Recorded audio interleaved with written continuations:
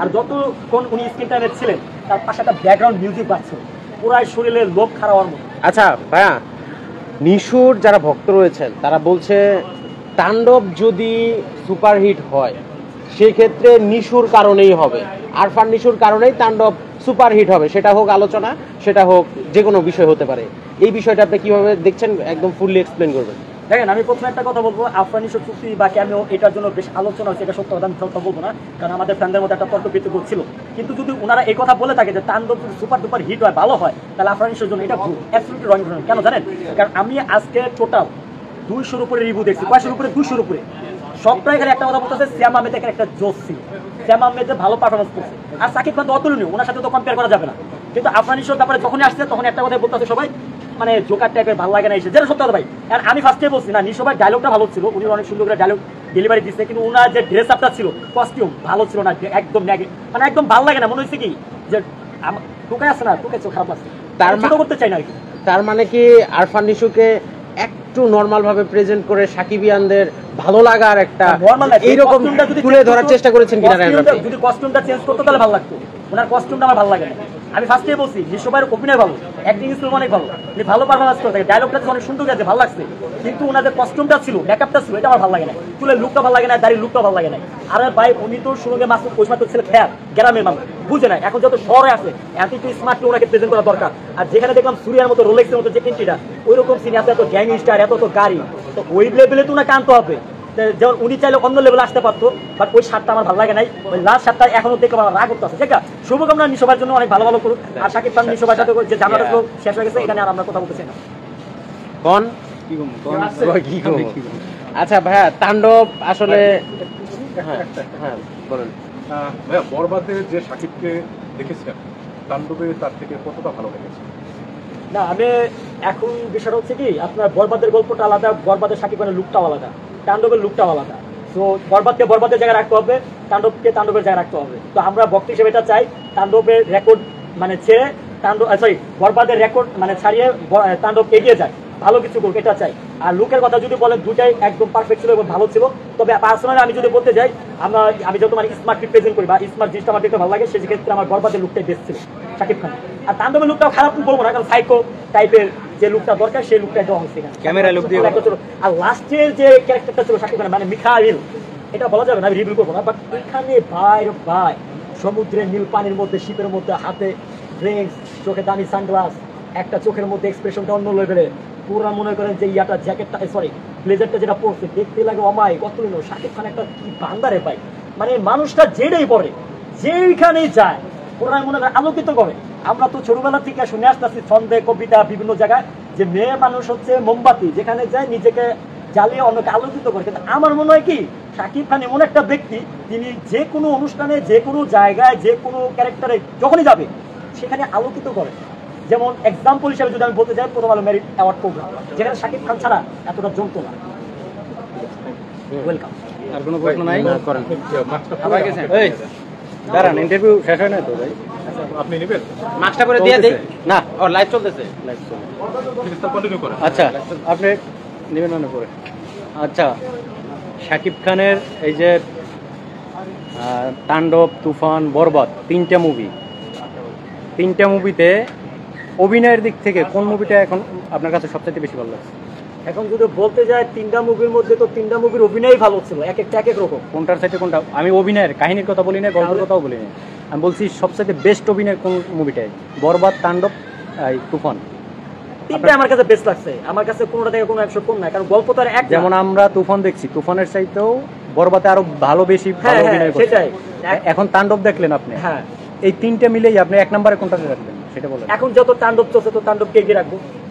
এখন আমি তো আপনার মনের কথা জানতে চাই, আমারটা জানতে চাচ্ছেন? হ্যাঁ, আমারটা জানতে হলো অবশ্যই। আমার কাছে তো সত্যি কথা বলতে কি, সাকিব খানের তিনটা মুভিরই লুক বলেন, এক্সপ্রেশন বলেন, অভিনয় বলেন, সবকিছু ভালো লাগছে। তবে যে অভিনয়ের কথা বলেন, মানে একবার অভিনয়, সেদিকে আমি বরবাদকে এগিয়ে রাখবো। এইটাই মানে বরবাদকে এগিয়ে রাখবো, বরবাদের মতো উনি অভিনয়টাই করছে। আচ্ছা, শাকিব খান বলিউড, হলিউড সবার সাথে অভিনয় করছে, নায়িকাদের সাথে। এখন অনেকে বলে পাকিস্তানি নায়িকা চাই। ইনশাআল্লাহ হয়ে যাবে। হ্যাঁ, এখন পাকিস্তানি কোন নায়িকার সাথে আপনি দেখতে চান? পাকিস্তানি নায়িকা চেনেন?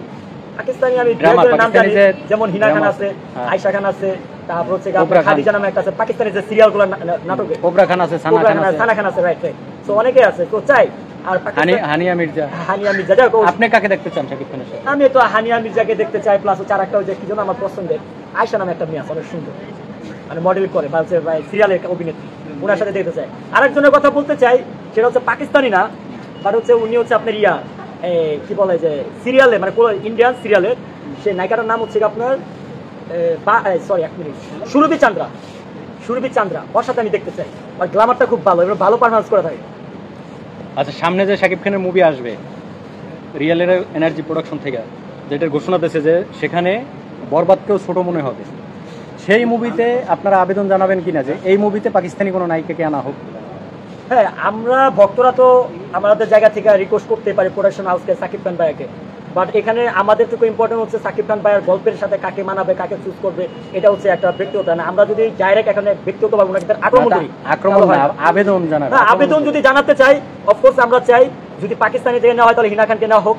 আর হিনা খান হলে আরেকটা কি নাম বলেন আপনি ভাইয়া, নামটা খেলা আসতেছে না, হানিয়া মির্জা, এই দুজনকে চাইবো বেশি করে।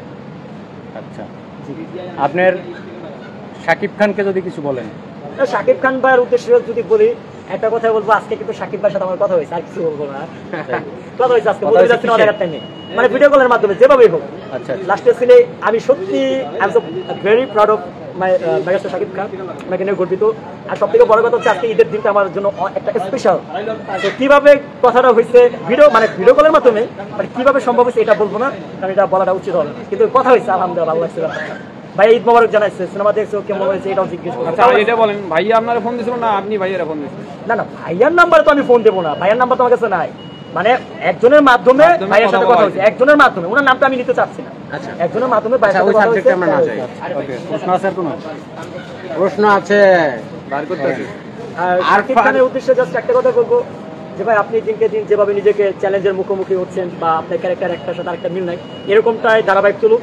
আর হচ্ছে তাণ্ডব দ্রুত একদম মিরাকেল হয়ে যাবে, কারণ ভাই বিশ্বাস করেন আমি ঘোরের মধ্যে আছি ভাই, কি লেভেলের ভায়োলেন্স দেখলাম আমি, মাথা নষ্ট করা, মানে প্রায় 8 থেকে 10 মিনিটের মতো খালি ভায়োলেন্সই। ভায়োলেন্স বরবাদের চাইতেও বেশি ভায়োলেন্স, এটার মধ্যে বরবাদের থেকে তাণ্ডবের ভায়োলেন্স বেশি। ভায়োলেন্স বলতে হচ্ছে কি সহিংসতা, নিহিংসতা, মানে একসাথে ধুম ধারাকে কাটাকাটি ছাড়াছাড়ি, তো ওইটা বরবাদের থেকে এখানে বেশি ছিল। অনেকে তো বলবে এসব দেখে কি শিখবে জাতি। আরে ভাই, এটা আবার কি এর শিখা ভাই, সিনেমাতে কোনো কিছু শিখার নাই। যদি আপনার শেখার জন্য এতই দরকার হয়, স্কুল আছে, বিদ্যালয় আছে, সেখানে যা শিক্ষা নেন। শেখার আছে না প্রত্যেকটা জিনিস। নাটক সিনেমা দেখেই তো প্লাবন নষ্ট হয়ে যাইতেছে, সমাজ নষ্ট হয়ে যাচ্ছে, সিনেমা থেকে সবকিছু দেখেই তো শেখার আছে। আচ্ছা, এখন আমি আপনাকে নেশা, নাটক, সিনেমা, স্কুল কলেজ এই থেকে তো সমাজ ই করে। এই যে দেখেন আমার হাতে ফোন, আচ্ছা, দেখেন এই যে আমার হাতে ফোন, এখন এই ফোনটা আমরা কিন্তু সাধারণত ইউজ করি কেন, যোগাযোগের জন্য, ভালো কাজের জন্য।